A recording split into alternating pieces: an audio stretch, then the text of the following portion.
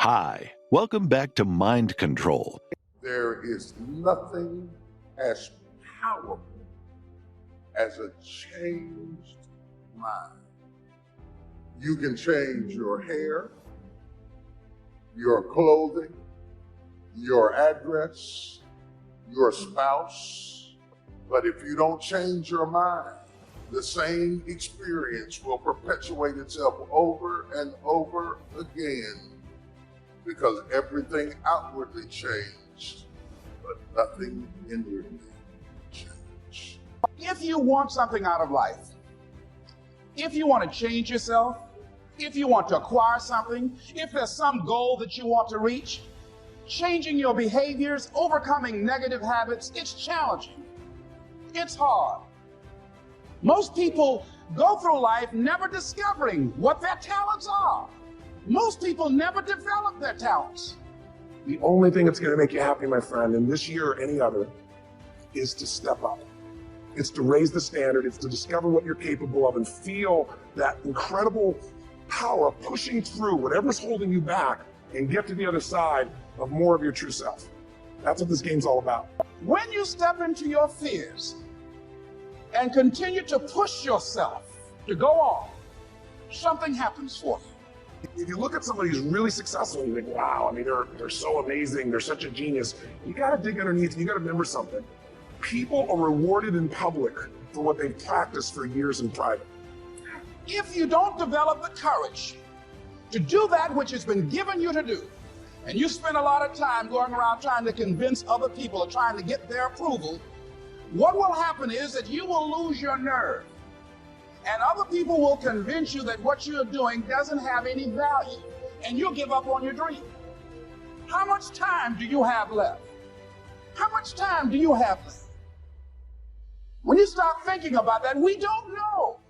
Most of us don't use the stuff that we have brought into the universe. Stop wasting valuable time. If you want something, you have got to be relentless. You've got to learn how to become resourceful. You've got to learn how to become creative.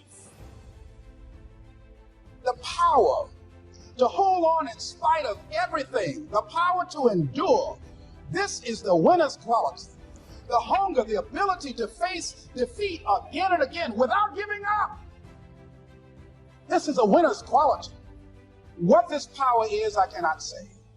All I know is that it exists, and it becomes available only when a man or a woman is in that state of mind in which he or she knows exactly what he or she wants and is fully determined not to quit until they find it. There's greatness in you, and you've got to learn how to tune out the critics outside and the critic inside. I'm going to harness my will, and I'm not going to let anything stop me. I deserve this. Most people give up on themselves easily. You know the human spirit is powerful. There's nothing as powerful. It's hard to kill the human spirit. You are unstoppable. Live your life with passion, with some drive. Most of us go through life with our brakes on, holding back. Decide that you're going to push yourself. You got to focus on you. And as you convince you, as you sell yourself every day, you will begin to see a difference in the things that you're doing. Selling yourself on your ability to perform a job, to achieve a certain objective. Telling yourself every day, here I go again. And I got what it takes. This is my day. There are many ways to get the things that we want for ourselves in our lives. But basically, it all begins with how we choose to think. As you think, so shall you be. 7 little words that I think are perhaps the most important things that we can learn and master in our lives. This old proverb notion that I become what I think about all day long. One of the major things Shoaff taught me when I met him, he said, poor thinking habits keeps most people poor. Not poor working habits. Most people work hard, but they don't think hard. And Shoaff taught me that the mind is like a factory, a mental factory. And whatever you think about all day long pours ingredients into this mental factory. And that's what builds the economic, social, financial fabric of your life. He quoted me a Bible phrase that says, "As you think, so you become." How awesome. We are how we think. Your brain is divided into two halves, positive and negative, good and evil. Ain't no neutral ground in your brain. It's either positive and good or negative and evil. You are in charge. You're the boss of the factory. And once you know that what you think about is what expands, you start getting real careful about what you think about. You don't allow your thoughts to be on anything that you don't want, or that you wouldn't want to have manifest or show up for you in your life. Here's how you build anything. Select the right ingredients, keep out the wrong ingredients, and it starts with thought. Everything starts with thought. So you must be wise and careful what you think about, because that starts everything. You got to be wise and careful. See, it doesn't matter who hands you the bad stuff. It doesn't matter where you get the bad stuff. It'll still do its damage on your bank account, wherever you get it.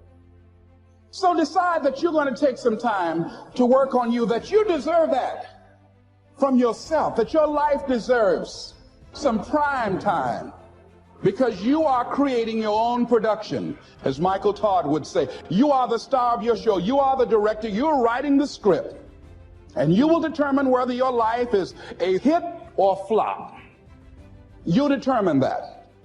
Overcoming the negative conversation, that inner dialogue that's going on all the time, even when you don't want it to be there. You can't stop yourself right now from thinking. You can't do it. It's going on. You got to stand up inside yourself sometimes and say, "Shut up." I was going to give a presentation, and this voice inside of me saying, "You can't do this. You don't have everything it takes." I shut up. I'm behind on my bills, and you're telling me what I can't do. I have got to do it. That's why you got to learn to make a conscious, deliberate, determined effort to stand up inside yourself. Working on yourself, watching that inner dialogue, it will determine the quality of your life. I don't believe this. I know this. Let me show you how this works. You wake up in the morning and you say, "Man, I don't feel myself today. I got up on the wrong side of the bed. I'm not a morning person. Man, I hate my alarm clock went off this morning. I got to get out here in this traffic. I'm going to drive down here to there. I don't even like these people on my job." And on and on and on. And your day starts tumbling into what you ordered at the top of the day. You could wake up in the morning and you say, "You know what? Today is going to be a great day today. I expect something really good to happen for me today. Man, thank you, Lord, for waking me up this morning." Same brain. "Man, I can't wait to go to work today. It may not be the job I want, but at least I got a job. I'm so grateful I got a car to drive to work today. Hey, man, at least I got a check coming in. I sure want to thank you, Lord, for this roof over my head today. I appreciate the fact that I don't have a car, but at least I can walk to the train. Man, this is going to be great today." That's how your mind works 24/7. It never turns off. Our lives are mostly affected by the way we think things are, not the way they are. The way we think they are affects us most. You have got to change the way you think. It is the whole determining factor of where you go in life. We are all where we are today because we thought ourselves to this position. If you don't like the position, think yourself out of it. Every day, stand guard at the door of your mind. And you decide what goes into your mental factory. Don't let anybody just dump anything they want to in your mental factory, because you've got to live with the result. I want to suggest now that you really put on your thinking hat. Thinking is the highest function of which a human being is capable, And all the great leaders, all down through history, have been in complete and unanimous agreement that you and I become what we think about. Now play with that for a moment. It's a subject that is not taught in school. It's the highest function of which we're capable. And every great leader that has ever lived all told us that you and I become what we think about most of the time. Dr. Rampell wrote a paper, Tools for Teaching Thinking. He said thinking is a skill which can be learned just as we learn skills such as typing and playing the piano. Now, he said few public schools offer courses devoted expressly to teaching thinking. Rather, we are expected to learn and teach thinking as a byproduct of learning mathematics, reading, science, history, trade, and so forth. And he said we do, in fact, learn a lot about thinking in this way. The trouble is, we learn our thinking skills in bits and pieces, and we never put it together as an overall picture. If asked to describe what all is required in order to think effectively, most people would be at a loss to give a complete account. Thus, we are unable to assess our own thinking skills or systematically teach the skill of thinking to others. Now, consider this for a moment. When you think in pictures. I'm going to suggest that you think of the home you live in, and as you do, realize that an image of your home comes onto the screen of your mind. It's almost as if there's a screen running right through the center of our head, and the second we think of our home, the picture of the home comes onto the screen of our mind. Now I want to suggest that you think of your automobile. And the second you think of your automobile, the picture of the home is gone, and the picture of the automobile is there. Think of where you work or go to school. And bang, bang, bang, just like that, the picture changes. We literally think in pictures. Now I'm going to suggest that you think of your mind. Now, when most people think of their mind, they get an image of the brain. You see, mind is an activity, and body is the manifestation of that activity. Your brain is comprised of hundreds of thousands of cells. Into these cells, we impregnate pictures or images. And as we think, we activate that particular group of brain cells, and the picture that's in them flashes on the screen of the mind. Now, when you think of yourself and you think of money, what kind of a picture do you get? You know, the vast majority of people get a picture of poverty. And what we want to do is take and build cells of recognition in your brain for prosperity. Now, we're suggesting that you start to see money. Whenever you think of money, see this stuff as an obedient, diligent servant. You're the master, it's the servant. And don't ever get that equation reversed. Lack and limitation can only exist when we make room for them in our mind. But prosperity consciousness knows no lack and it knows no limitation. Now, I want to suggest that you resolve to just completely take the lid off your marvelous mind. Just blow it away. And let the greatness start to flow around in there. The type of thoughts and ideas which occupy your consciousness are of paramount importance in developing prosperity in your life. Your mind is either in an orderly or a confused state. Everything starts in our mind. Well, if we're going to have order in our mind, we must have an image of our mind, and most people don't have. So what we're going to do, now you can sit and you can watch this over and over and over again, because there's going to be parts of it that'll seem a little confusing to you first time through. But as you play it over and over and over again, the confusion will leave and order is going to come to your mind. There's many times I'll take a book and I'll read the same paragraph over and over again. This book of Napoleon Hill's, I've been reading that for 27 years. Now, it's not such that I'm such a slow learner. It's just there's so much depth in the book. You would not believe what some people have got in their house to read. You would not believe. One of the best dressed up words I know for a lot of it is trash. Can you imagine dumping a barrel of trash into this mental factory every day and coming out with a rich, dynamic, positive life? It can't be done. You might as well try making a cake with cement. Thank you so much for watching till the end. Don't forget to share your thoughts in the comments section. Please also like, subscribe, and share this video with your friends and families. Please watch our other motivational videos. Thank you again.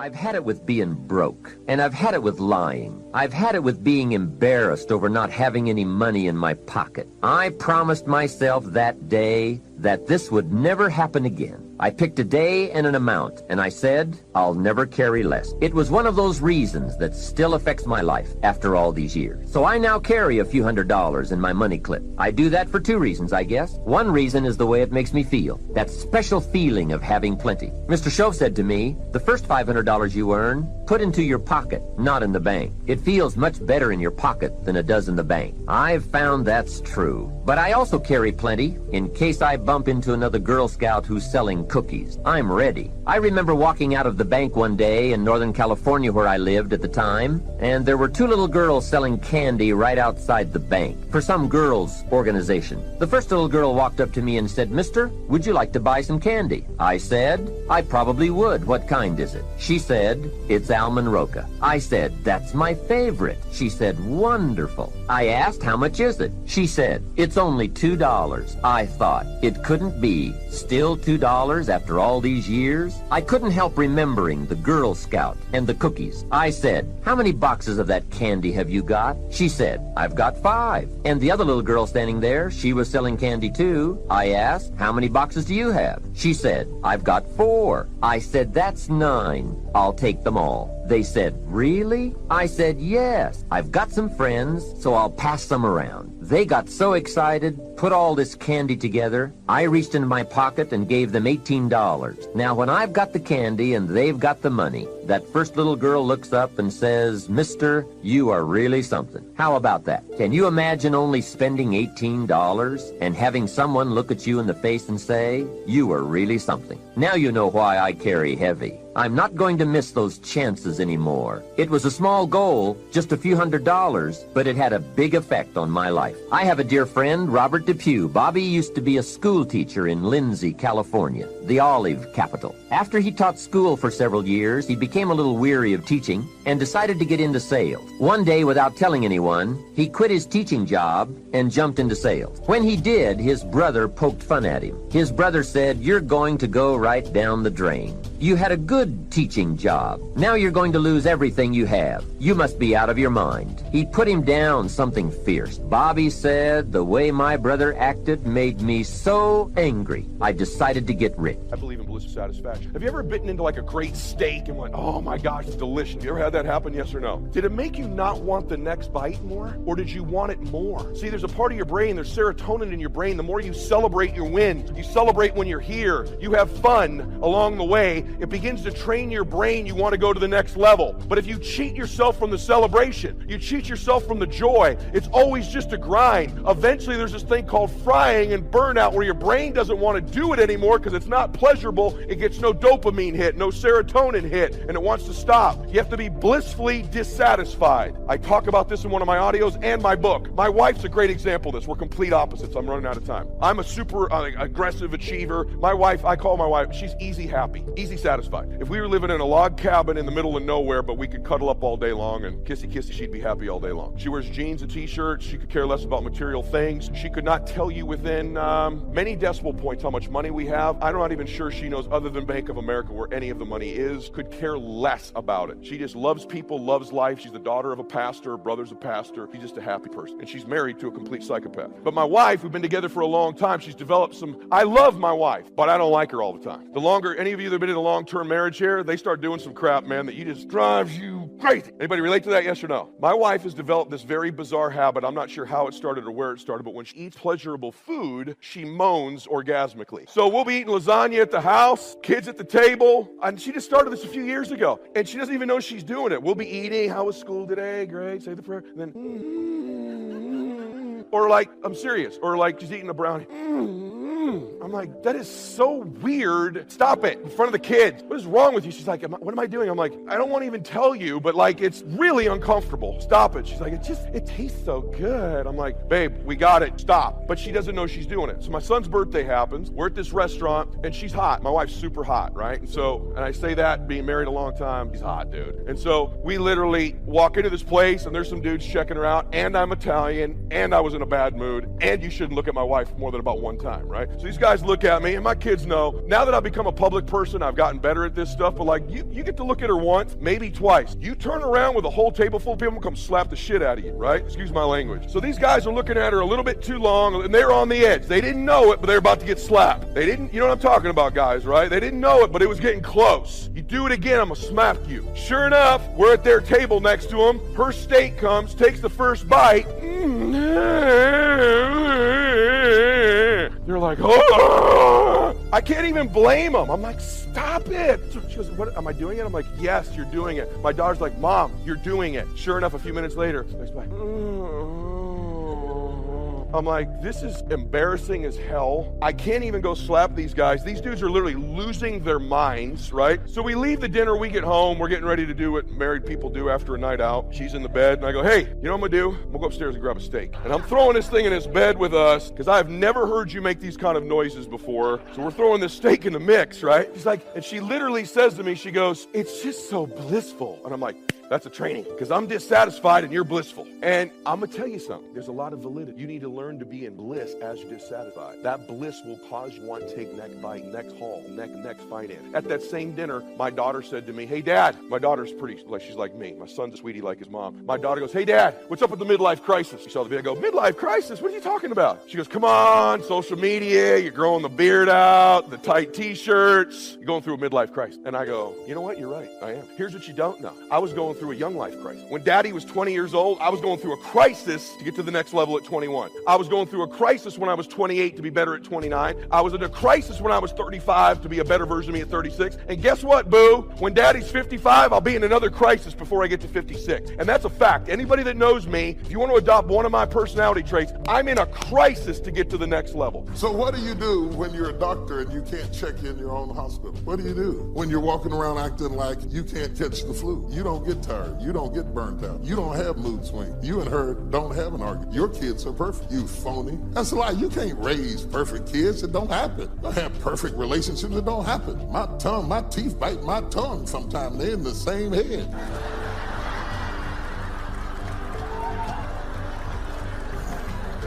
I mean, and there's no warning or nothing right in the middle of eating a hot dog. Dang. Next time y'all gonna argue, would you send out a memo or something? Because y'all are supposed to be in agreement, bless God. We're supposed to be in agreement. We're supposed to touch and agree on this hot dog. And put all that to the side. That's the silent. Let me say something about something else. I'm almost finished. But here's the interesting thing. Separate and apart from everything that Elijah is going through, God is preparing Elisha to be a support to the man of God. Now, it's going on while Elisha is plowing. Elisha is plowing, the son of a wealthy family, an heir to become the heir apparent to a family that is wealthy enough to have a field to plow and at least 12 yoke of oxen. Meant that they were affluent people. This boy was being groomed to take over a major organization, and all he had to do was keep plowing. But while he's plowing behind the ox, he's frustrated because he has the sneaking, nagging feeling that there is something he's supposed to do with his life that he's not doing. And I don't care how much people pay you. I don't care if you get the corner office at the top of a corporate building. When there's something else that you're supposed to be doing, you're not happy doing it. You're only happy when you found your spot and you're in your place and you're doing your thing. That brings fulfillment and gratification. When you're doing the thing you were born to do, bless God, you don't do it for the money. The money just comes behind the purpose. Provision comes to purpose. The provision cannot be the purpose. You'll never be happy because you make a lot of money. All money does is make you more of what you were already. If you're lustful broke, you can do it better with money. That's the truth. If you're hateful broke, you get money, you can be hateful better. People scared to say anything back to you. Money just makes you bigger at what you were before.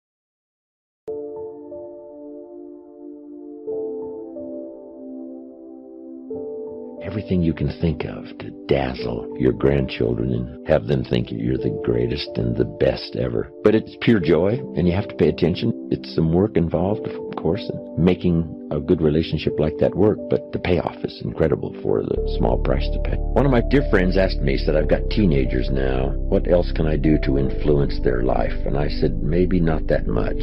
But here's two good words to consider. Now that they're teenagers, the key is to be available and capable. Capable of good answers when they need them, capable of counsel when they need it, available when they need to make a call, but trying to daily influence somebody's life, after they've become, especially teenagers, right? It's a tough job to do. But if you settled for that, being available and capable. I want to be well-read, and have good command of language, and be able to translate my own feelings and experiences into useful conversation so that when the need arises, I'll have something valuable and wise to say, however short or long it may be.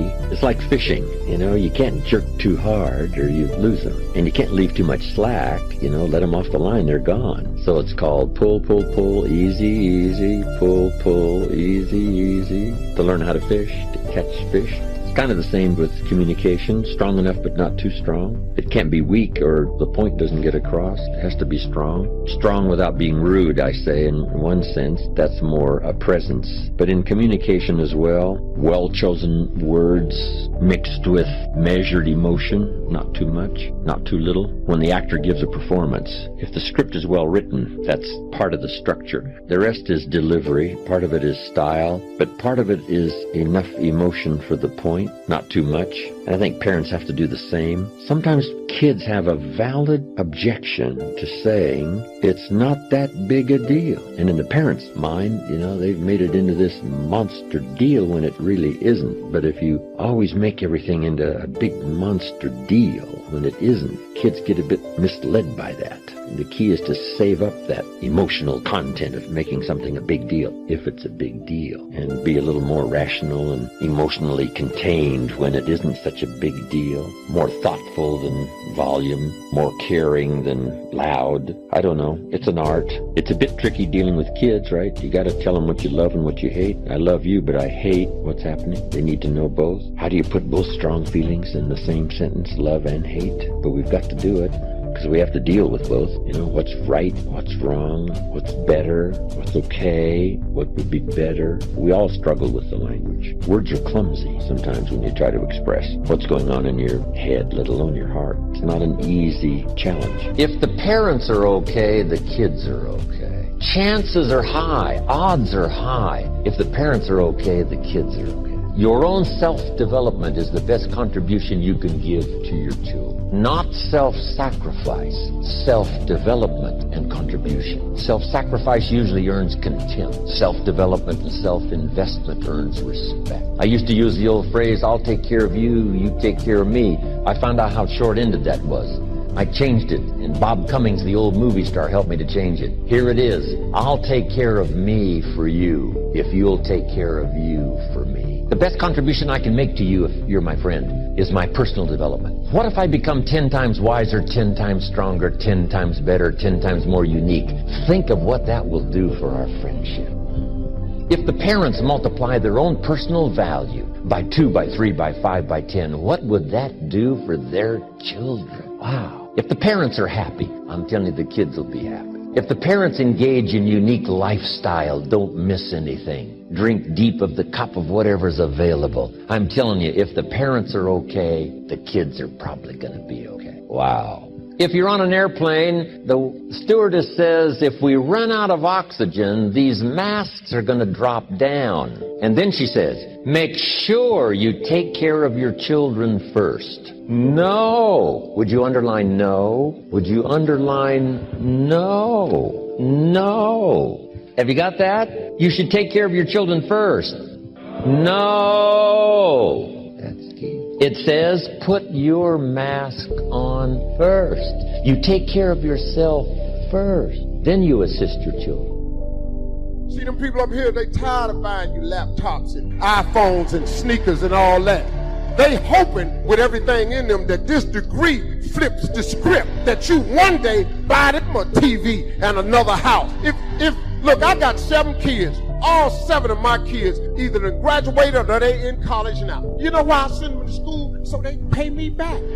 That's the only reason. I just want my money back. If they could just give me a ROI, or return on investment, give me the money I dumped into y'all, just give it back to me. You know how much paper I don't spend on these kids of mine? But you gotta learn how to fail and win anyway. You got to overcome. So now here's the lesson. Behind every moment of adversity, every single moment of adversity in your life, 2 things are going to happen. There's going to be a lesson and there's going to be a blessing. You got to wait on both of them. If you let the adversity crumble, if you focus on the adversity, you will lay there and wallow in the fact that you have failed. Because failure coming. But life is 10% what happened to you. It's 90% what you do about it. Man, so what you fail. It's not really failure though. Every time you fail, it's a valuable, taught, learned experience that makes you greater for later on. They didn't tell you this at ASU. Once again, I can only use December 21st, I hosted Miss Universe. What you laughing at? It wasn't funny then. Everybody, boy, you crazy, well, you ain't nothing. Do you know, in that moment of failure, you know what really happened to you? The biggest mistake on television. Do you know one of my prayers, because every morning I have a gratitude prayer. I have a list of 89 things that I read before I start my day. I don't wake up without reading it. I don't go to bed. It's on my iPhone. It's under my notes section. I have a gratitude prayer because one of the principles of success is the more you're grateful for, the more he gives you to be grateful for. Look, I don't know but 4-5 scriptures. I done one of them already, so I ain't got but 3 more. But them 4-5 ones that I know, they 4-5 good ones though. They got me here today. So now in gratitude, when you show God gratitude, he give you more stuff to be grateful for. So I wake up in the morning, I thank you for listening. In my gratitude prayer, I put in several requests. One of my requests, because I have businesses overseas, one of my requests was, I was asking God to increase my global persona and reputation. Now, I didn't appreciate the way he did.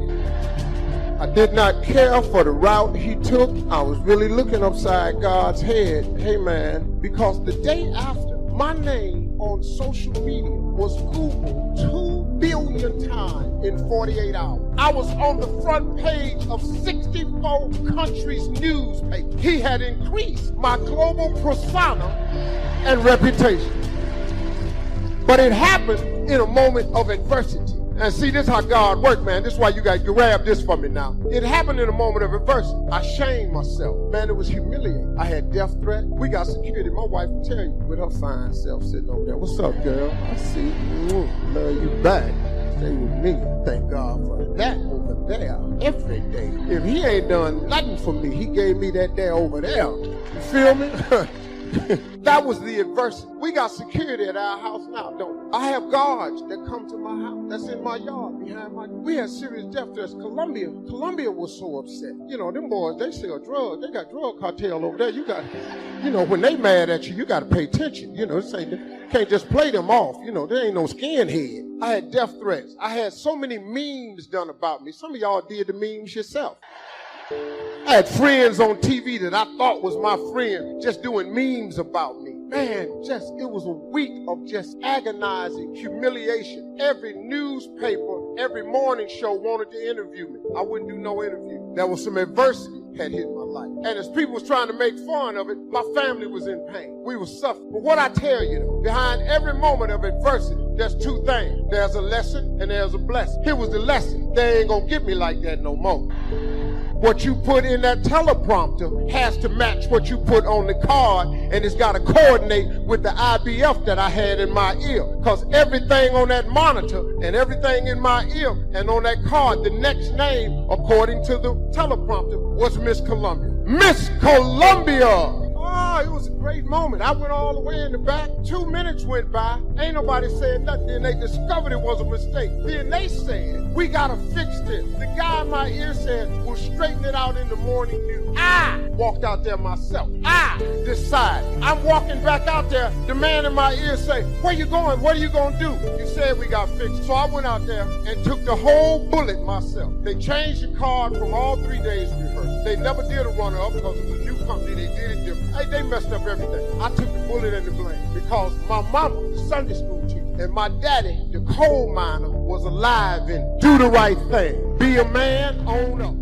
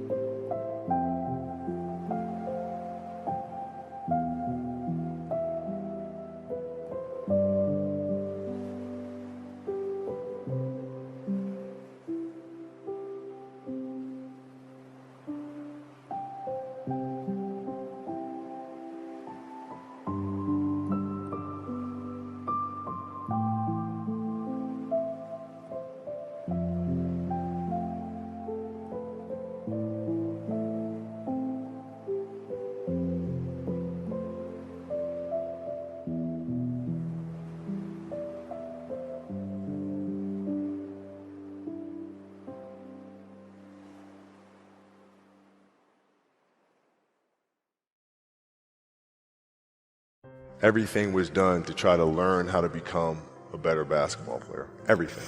Everything. And so when you have that point of view, then literally the world becomes your library to help you to become better at your craft. So because you know what you want, the world's giving you exactly the information you need to become better at it. Because you know what you're looking for.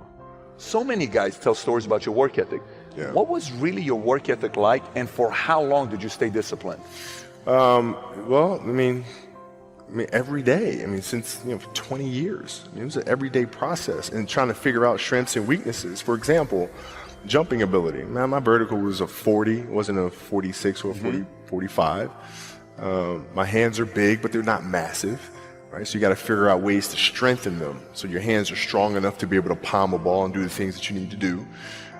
Quickness, I was quick, but not insanely quick. I was fast, but not ridiculously fast, right? So I had to rely on skill a lot more. I had to rely on angles a lot more. I had to study the game a lot more. And but I enjoyed it though. So like from the time I can remember when I started watching the game, I studied the game and it just never changed. It's a good separation for me, emotionally, to be able to put myself in a place where at practice or when I'm training or during games, I switch my mind to something else.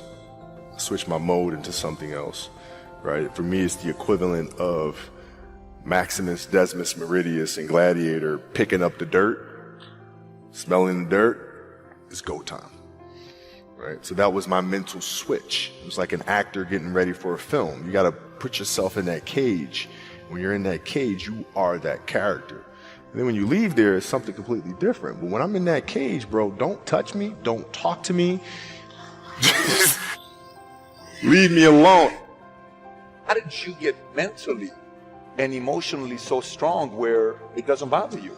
Well, you got to look at the reality of the situation. Like for me, it's not, you kind of got to get over yourself. It's not about you, man. Like, okay, you feel embarrassed. You're not that important. Like, get over yourself. That's where you go. Get over yourself, right? Like you're worried about how people may perceive you and like you're walking around and it's embarrassing because you shot 5 air balls. Get over yourself, right? And then after that, it's okay, well, why did those air balls happen? Got it. High school, year before, we played 35 games, max, right? Week in between, spaced out, plenty of time to rest. In the NBA, it's back to back to back to back to back to back to back. I didn't have the legs. So you look at the shot, every shot was online. Every shot was online, but every shot was short, right? I got to get stronger. I got to train differently. The weight training program that I'm doing, I got to tailor it for an 82-game season so that when the playoffs come around, my legs are stronger and that ball gets there. So I look at it with rationale and say, okay, well, the reason why I shot air balls is because my legs aren't there. I go, well, next year they'll be there. That was it. Done. Were there some names that you looked at and says, these 3 guys are as crazy as I am? At the time, I deal with what I've referred to as Goat Mountain. I went to Goat Mountain and I talked to Magic, Michael, Bird, Keem Olajuwon, Jerry West, Oscar Robinson, Bill Russell. So I would talk to them. What did you do? What were your experiences? Michael in particular, he's become my big brother. He's been my big brother since I first came in the league. And what was that process like? So I went to them and started understanding the ins and outs of the game and how they approach things and their level of detail and obsessiveness. And that's what I did.